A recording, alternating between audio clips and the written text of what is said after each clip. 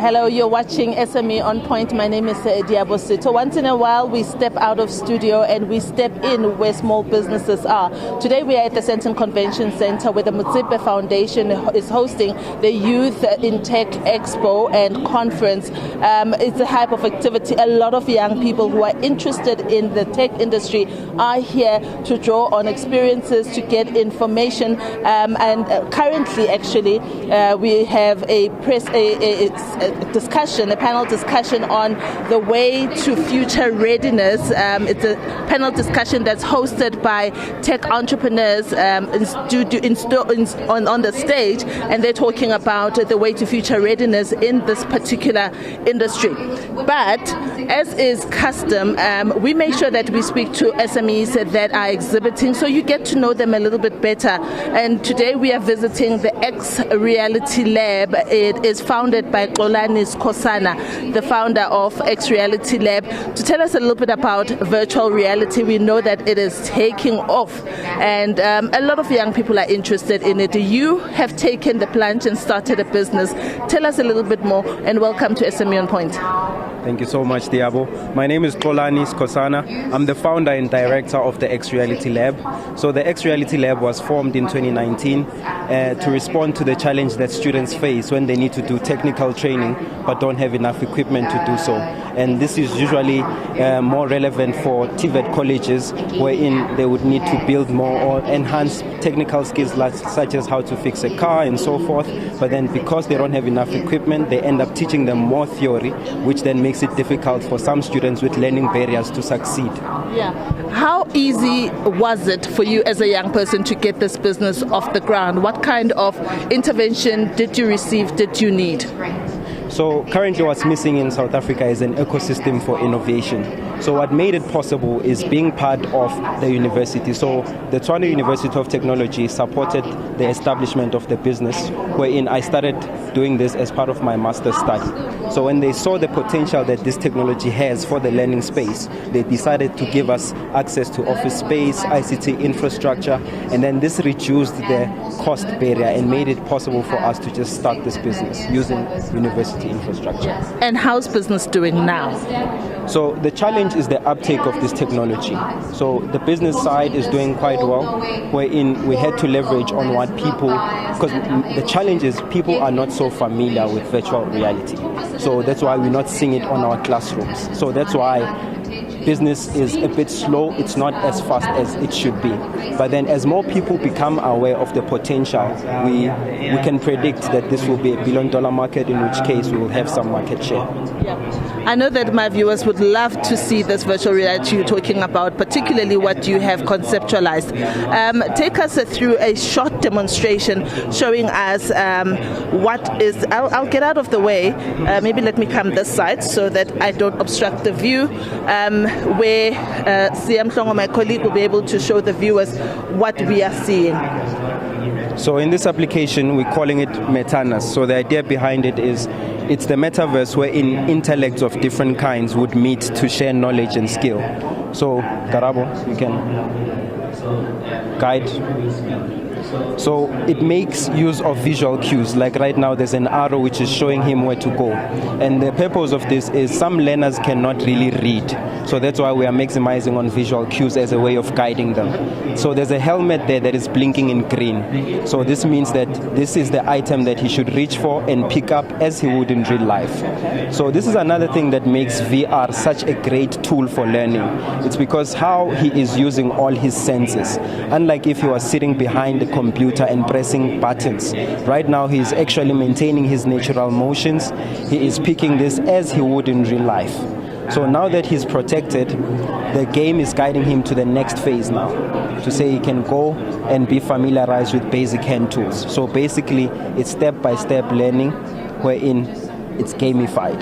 Yeah. Your colleague Garaba also mentioned that it can help with teaching someone on how to change a tire. Is this possible? Yes.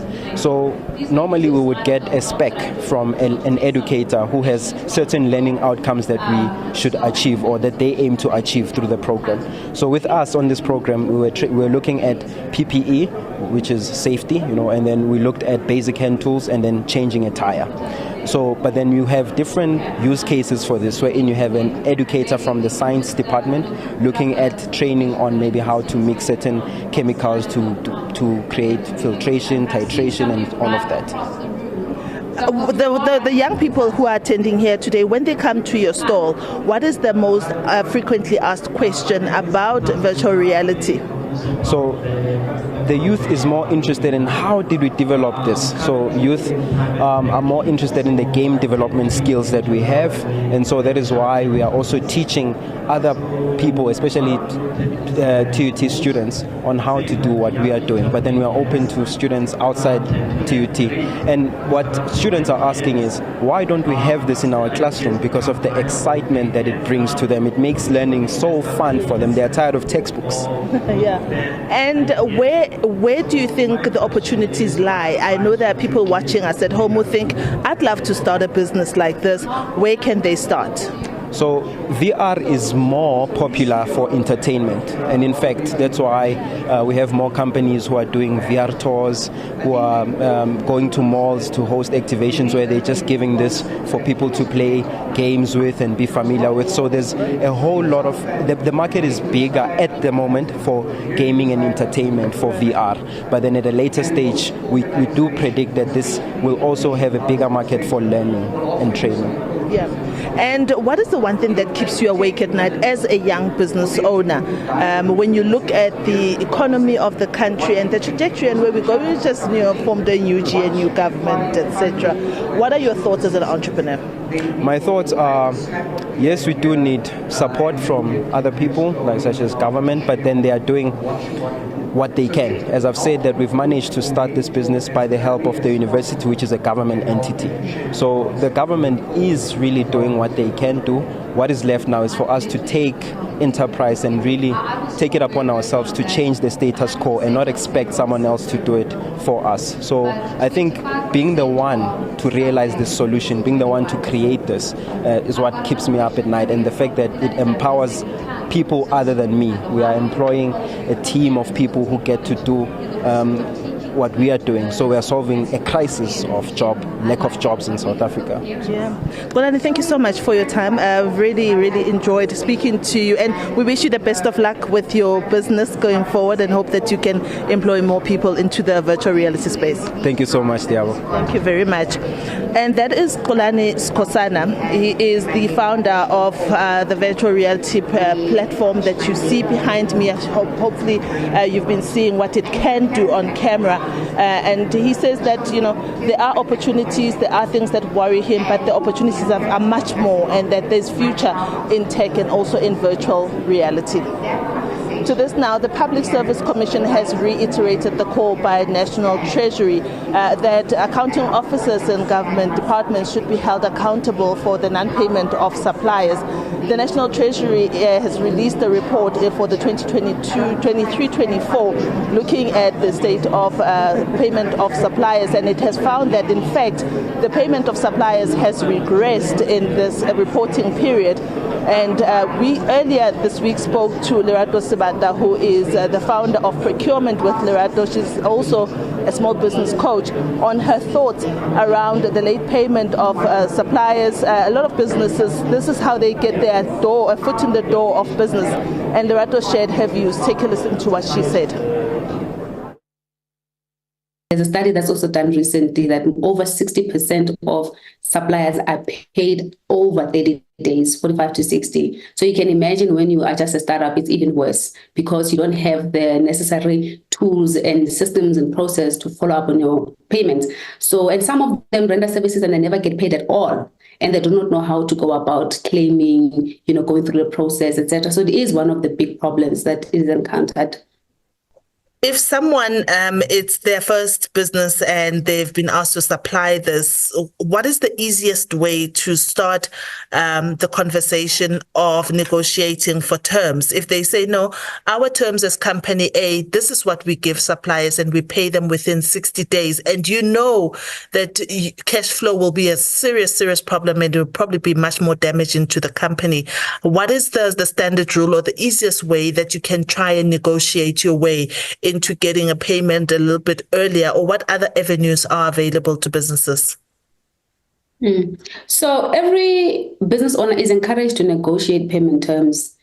Every contract that comes after an award, it is an open discussion. It's not meant to be one way. So if you know that cash flow is a challenge, you can request advance payments, and sometimes you can even negotiate deposits, right? There are some service providers, the type of service they render, like buying furniture, your suppliers on your value chain would require deposits. And these are the things that you can negotiate upfront when the purchase order is created. And in the absence of that happening, you can still negotiate with the service itself to say, please, can we negotiate for 30 days or 14-day payment terms because I have a cash flow issue or I have a working capital issue, and how then can I recover quickly? And also organizations that participate within the good corporate governance processes, they understand that for us to create sustainable businesses, we need to ensure that we pay suppliers early. So early payment terms can also be part of incentives. So as a person who's supplying to the department, to the organization, you can incentivize them to actually pay you in time, to say, if you pay me on time, I can give you some particular rebates or 2%, less than the invoice, whatever the case might be. Those are some of the negotiation levers you can play around with.